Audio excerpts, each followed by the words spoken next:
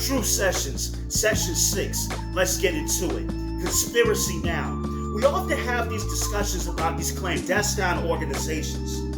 These occult groups, such as the Committee 300, the Club of Rome, the Illuminati, the leaders that meet at Bohemian Grove, the Skull and Bones, and how they manipulate wars, fund the overthrows of governments, get behind and fund the distribution of illegal narcotics and substances in our inner cities. But that's not exactly what I want to touch on. I want to add a little bit of arcana. I want to add a little bit of the mysticism, certain things about religion, certain things about medicine, certain things about the foods that we eat. So this series is one of many series that's coming up related around conspiracy theories. So let's jump into it. One conspiracy theory, and it's not really a conspiracy theory, but it's just like a piece of abstract, not even an abstract, but just a piece of information that I came across a really long time ago, and I want to use this series to actually talk about things that I rarely get to talk about and rarely get to discuss with people.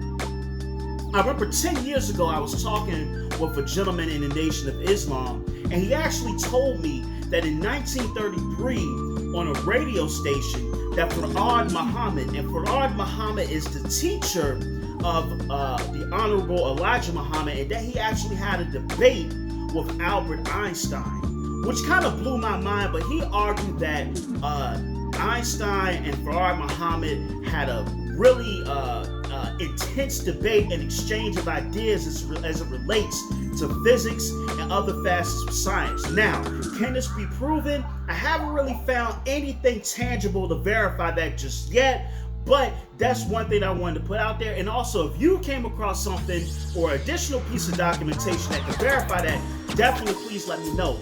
This next one really blew my mind, and it's it kind of will almost make me sound like an apostate, what I'm about to say.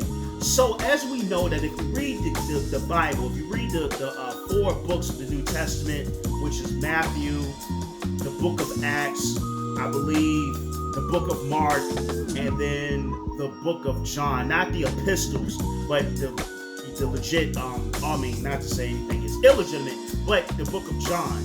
And Jesus dies at 33. So one of the non-canonical gospels is a gospel by the name of the Gospel of Barnabas.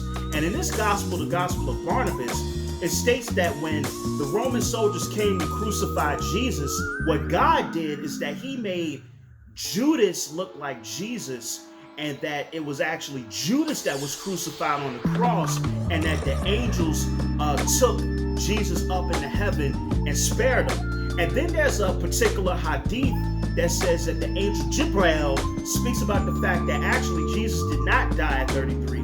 Jesus actually lived to be 120 years old.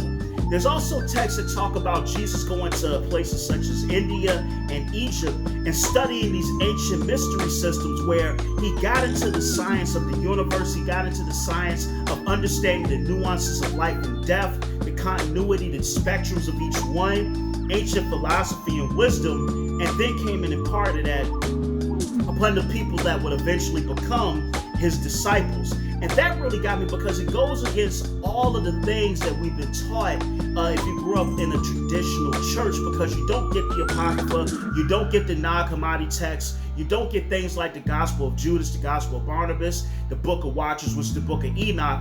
And in the Book of Watchers, or the Book of Enoch, what happens is it explains, when you look at Genesis, now I forgot what part of Genesis it was, but in Genesis, when it talks about the angels coming down and mating with the women amongst the women of the earth, and you kind of get that, and it talks about the Nephilim or the Nephilim, these people that came down, or these angels or beings that came down, they mated with human women, and they produced these giants that roam the earth. And allegedly, according to some texts, the giant Goliath that David slain was one of these giants that was an offspring of angels mating with human women. But anyway, the Book of Enoch goes into more detail and talks about the fact that these angels that came down, not only did they mate, but they showed human beings things such as astrology, sorcery, making of weapons, various sciences as well.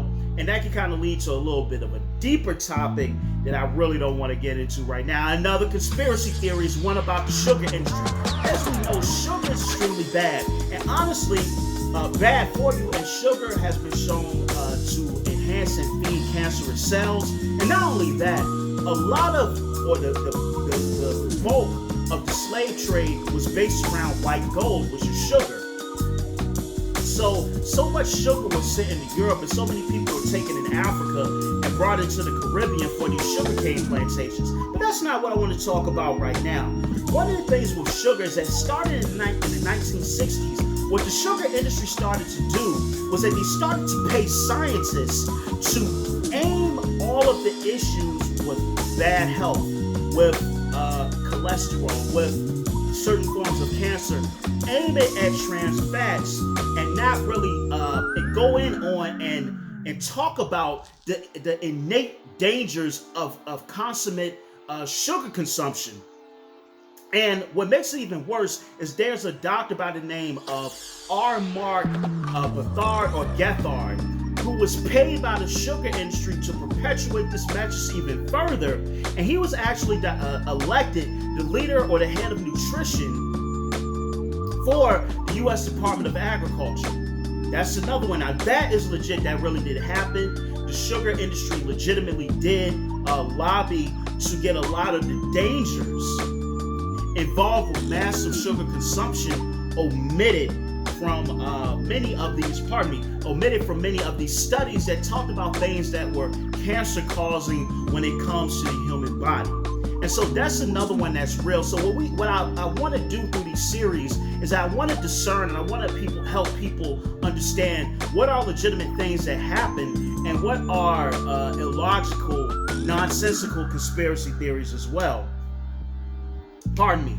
One that blew my mind that I read a really long time ago is that what we've been taught in history classes, Hitler committed suicide in his Führer bunker in Berlin on April 30th, 1945. Well, there have been other researchers in books that have pointed to the fact that actually Hitler escaped Germany and he actually moved to Argentina and he spent the rest of his life there. Now, if you want to believe that, that's up to you. I'm just putting this out there. It seemed like something that's far-fetched, but what I know in this life is that truth often is stranger than fiction. So it may not be a lie, but it seems a little bit far-fetched to me. But who knows? Who's to say?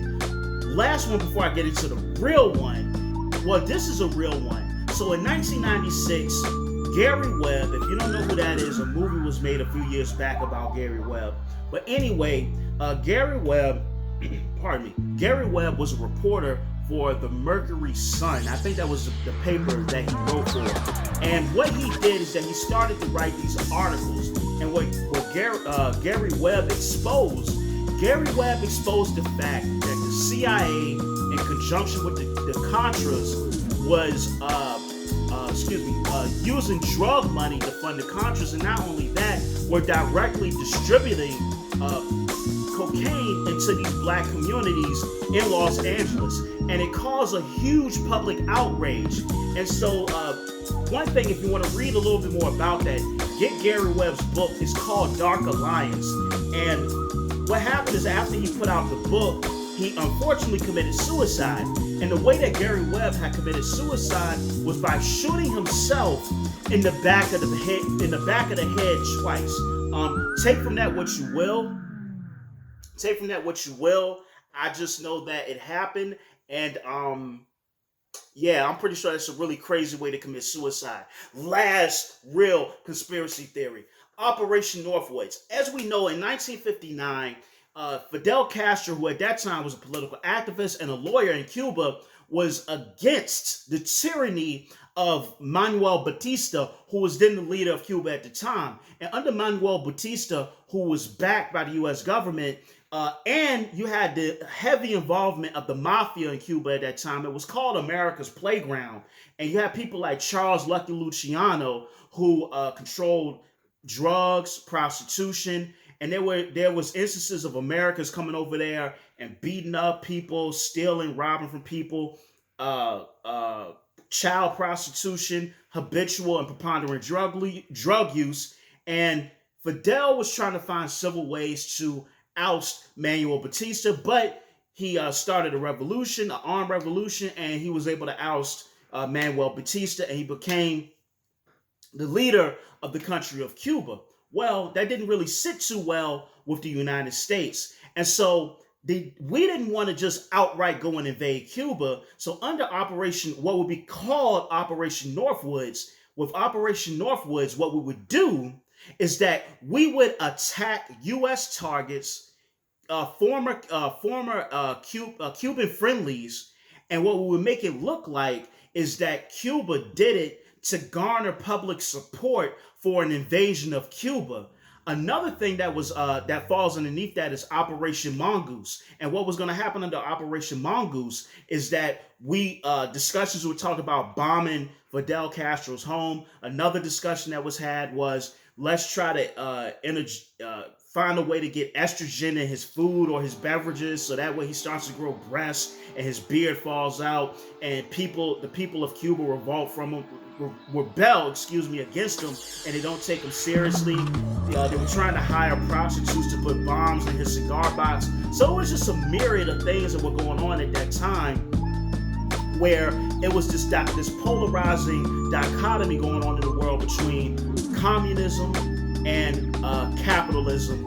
And according to history books and where we're at now, capitalism ended up winning. So those are just some conspiracy theories, off the wall subjects I wanted to share in this week's True Sessions. I'll be back next week with True Sessions Session, and then later on this week I'll be back with a brand new episode of No Truth Barred. I love y'all. Thank you for listening. Thank you for tuning in, and peace.